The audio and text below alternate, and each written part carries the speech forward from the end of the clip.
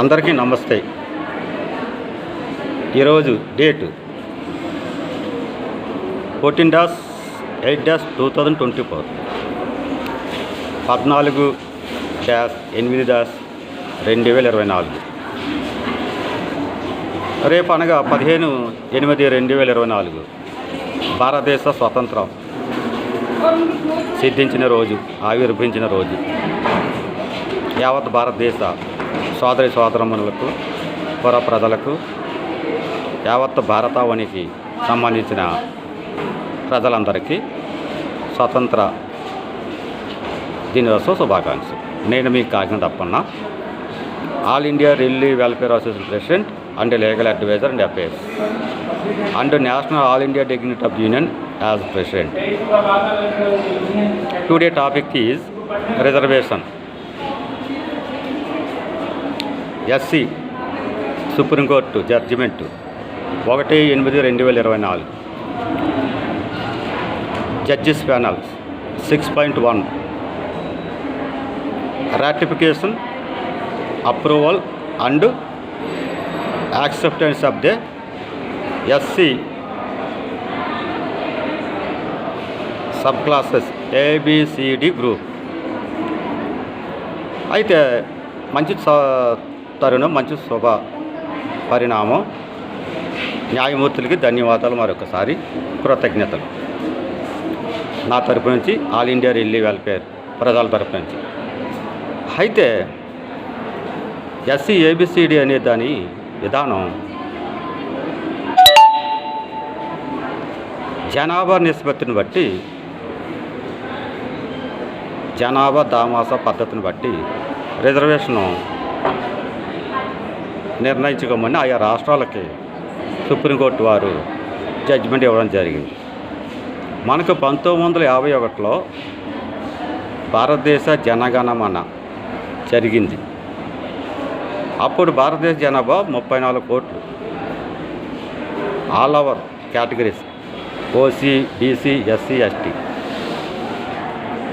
అయితే ఆ 34 కోట్ల జనాభా కాస్త 2011కి వచ్చేసరికి 1,67,14,943 భారతదేశ జనాభా 2011. మరి ఈ మధ్యకాలంలో 2024 జనగణమన జరగలేదు. 2051 నుండి 2011 వరకు జరిగింది. 2051 వరకు జరసిన సవరణ 1951 నుండి 2011 వరకు జరిగింది. అయితే ఇప్పుడు 2024 కాబట్టి ఇంకా జరగలేదు. ఆ జనాభా సవరణ నిష్పత్తి తేలియాడలేదు. 1951లో 34 కోట్లు, 2011లో 143 పైచీలకు కోట్లు, 2024లో ఇంకెంత ఉండొచ్చు, ఎంత పెరిగి ఉండొచ్చు మీరే ఊహించుకోండి. అందులో ఎస్సీ జనాభా ఎంత నిష్పత్తి దామాస పద్ధతి. ఎస్సీలకు రాజ్యాంగంలో చెప్పబడినటువంటి రిజర్వేషను పర్సంటేజ్ 15%. ఈ 15% అందరూ ఈక్వల్గా పంచుకోవాల జనాభా పద్ధతిలో, విధానంలో. కానీ ఇక్కడ రాష్ట్ర స్థాయిలో జనాభా ఎంత నిష్పత్తి దామాస పద్ధతి అని అంటున్నారు. ఈ విషయం క్లియర్గా చెప్పవలసిన ఆవశ్యకత ఉంది. అప్పట్లో చంద్రబాబు నాయుడు గారు 2000 సంవత్సరంలో ఏబిసిడి వర్గీకరణ ఆంధ్రప్రదేశ్ రాష్ట్రంలో అమలు చేశారు. అప్పుడు 1% ఇది. అయితే ఇప్పుడు 2024 మరి ఎంత జనాభా పెరిగి ఉంటుందో మీరు ఊహించుకోవచ్చు. ఇదివరకు నేను చెప్పినట్టు భారతదేశ జనాభా 1951లో, 2011లో, 2024లో ఎంతెంత పెరిగిందో మీకు తెలియదు కాదు. అందుకోసమే జనాభా నిష్పత్తి బట్టి దామాస విధానంలో రెల్లీలకు 5% ఖచ్చితంగా ఇవ్వాల్సిన ఆవశ్యకత ఉంది. ఇంకా అంతకు మించి కూడా ఇవ్వడానికి ఉంది. ఎందుకంటే ఇప్పటి వరకు 1951 నుండి ఇప్పటి వరకు 2024 వరకు భారతదేశంలో రెల్లీల అన్ని రాష్ట్రాల్లో కాశ్మీర్ నుంచి కన్యాకుమారి వరకు అత్యధికంగా పెరిగి ఉన్నారు. విద్యా రంగంలో, వైద్య రంగంలో, రాజకీయ రంగంలో మరియు సేవా రంగంలో, అనేక రంగాలలో, వ్యవసాయ రంగంలో అత్యధికమైన జనాభా కలిగి ఉన్నటువంటి రెల్లీలు భారతదేశంలో ఉన్నారు. అందులో పర్టికులర్గా ఆంధ్రప్రదేశ్లో రెల్లీ, ఎస్సీల్లో రెల్లీ 2వ స్థానంలో ఉంది.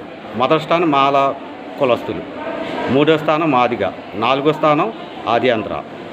అలాగే తెలంగాణ రాష్ట్రంలో మాదిగలు అధిక శాతం మొదటి స్థానం, 2వ శాతం మాలలు, 3వ శాతం రెల్లి, 4వ శాతం ఆదిఆంధ్ర జనాభా నిష్పత్తి దామాస విధానం.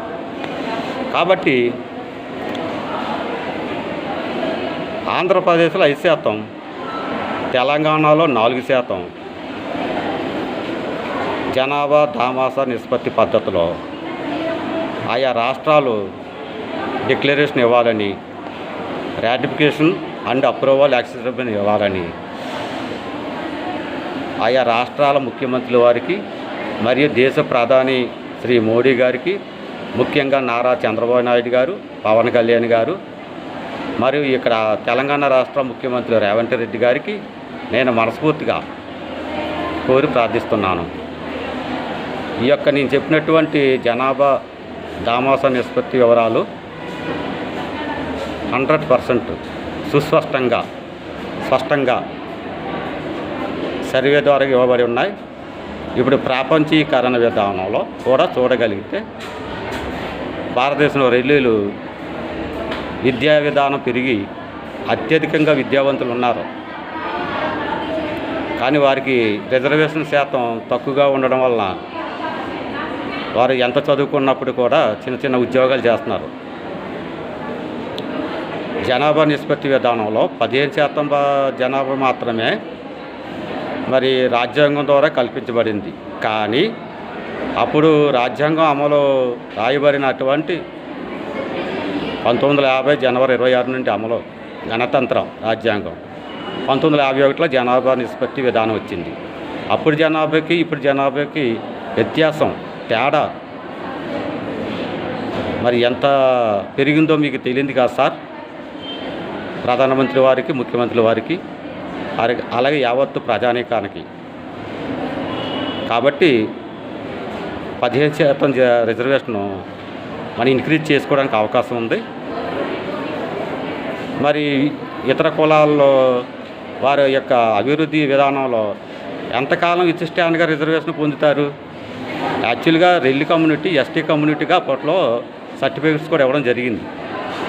ఎస్టీ నుంచి మళ్ళీ ఎస్సీలోకి చేర్చడం జరిగింది. మరి ఎస్సీలో ఉన్న కులాలను మరి వేరే కులాల్లోకి చేర్చాలి కదా. Withstand long time in enjoyment, what about reservation? It is right or wrong? It is fact of irrespect of the facto and also res ipsa లోక్విటర్